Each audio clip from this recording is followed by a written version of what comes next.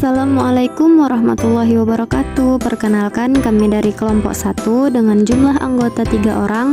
Yang pertama ada Tria Yulita, lalu Dimas Budi Prabawa, dan Afifah Aulia. Nah, saat ini mata kuliah Psikologi Perkembangan dengan dosen pengampu Ibu Dina Hidayati Hutasuhud, SPSI, MPSI. Kami akan menyampaikan materi tentang perkembangan intelijensi remaja. Intelijensi adalah aktivitas atau perilaku yang merupakan perwujudan dari daya atau potensi untuk memahami sesuatu. Berikut ini merupakan beberapa pengertian intelijensi menurut para ahli. Yang pertama, menurut Super dan Cites, intelijensi adalah kemampuan menyesuaikan diri dengan lingkungan atau belajar dari pengalaman. Yang kedua, menurut Grade, intelijensi adalah kemampuan yang diperlukan untuk memecahkan masalah-masalah yang memerlukan pengertian serta menggunakan simbol-simbol.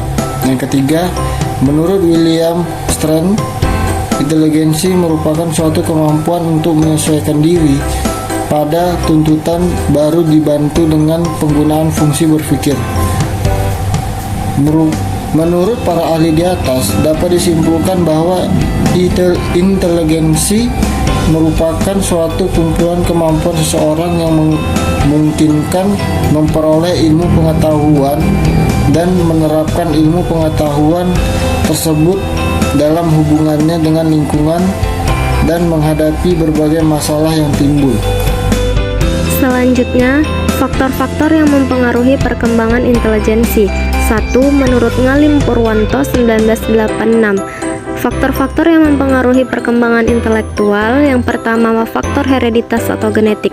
Banyak teori dan hasil penelitian menyatakan bahwa kapasitas intelijensi dipengaruhi oleh gen orang tua.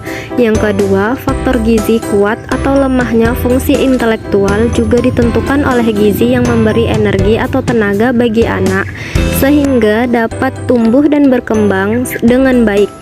Yang ketiga, faktor kematangan Piaget atau seorang psikolog dari Swiss membuat 4 tahapan kematangan dalam perkembangan intelektual seseorang, yaitu periode sensorik motorik, periode praoperasional, periode operasional konkret, dan periode operasional formal. Yang keempat, faktor pembentukan pendidikan dan latihan yang bersifat kognitif dapat memberikan sumbangan terhadap fungsi intelektual seseorang. Yang kedua, menurut Andi Mapir 1982, mengemukakan 3 faktor yang dapat mempengaruhi perkembangan intelijensi remaja, yaitu yang pertama, bertambahnya informasi yang disimpan dalam otak seseorang sehingga ia mampu berpikir selektif.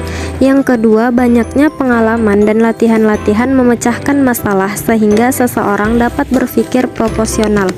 Yang ketiga, adanya kebebasan berpikir menimbulkan keberanian seseorang dalam menyusun hipotesis dan radikal dan menunjang keberanian anak memecahkan masalah dan menarik kesimpulan yang baru dan benar.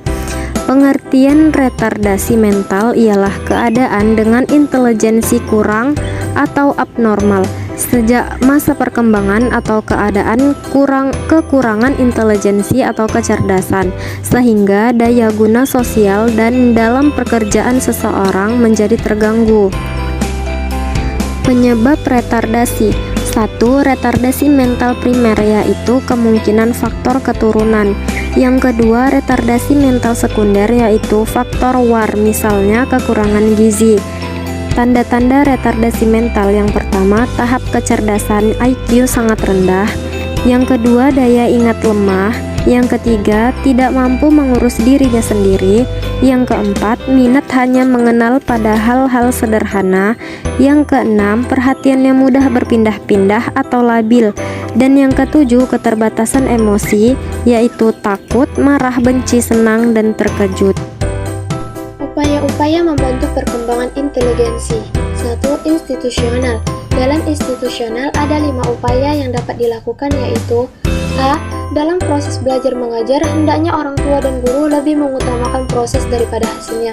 B. Menggunakan metode pembelajaran yang dapat mengembangkan kemampuan berpikir. C. Guru membantu siswa dalam memahami konsep-konsep yang bersifat abstrak. D. Menyediakan fasilitas yang memadai untuk menumbuh kembangkan taraf kecerdasan anak. E. Memberikan tugas sekolah dengan berbagai macam metode yang dapat merangsang dan mengembangkan daya berpikir. Selanjutnya ada keluarga. Dalam keluarga ada 5 upaya yang dapat dilakukan, yaitu A. Mengajak anak ke tempat rekreasi edukasi, contohnya museum dan kebun binatang. Setelah selesai dan tiba di rumah, ceritakan kembali apa saja yang dilihat di tempat tersebut, dan ajukan beberapa pertanyaan untuk merangsang otak mereka, mengingat dan mengevaluasi apa saja yang telah mereka lihat dan alami. B. Dalam memberikan pertanyaan, berikan mereka beberapa waktu untuk menjawab, dan jika mereka sulit mengingat, berikan satu persatu kata petunjuk untuk merangsang otak mereka. C. Memberikan mereka aktivitas dan game yang bisa merangsang otak seperti puzzle, scribble, menyusun kata, dan lain-lain. Game-game tersebut akan melatih otak dan kemampuan berpikir mereka.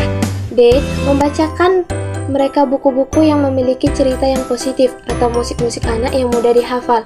E. Menciptakan lingkungan keluarga dengan penuh cinta dan kasih sayang. Ini juga merupakan hal penting dalam membantu perkembangan otak anak. Selanjutnya ada lingkungan.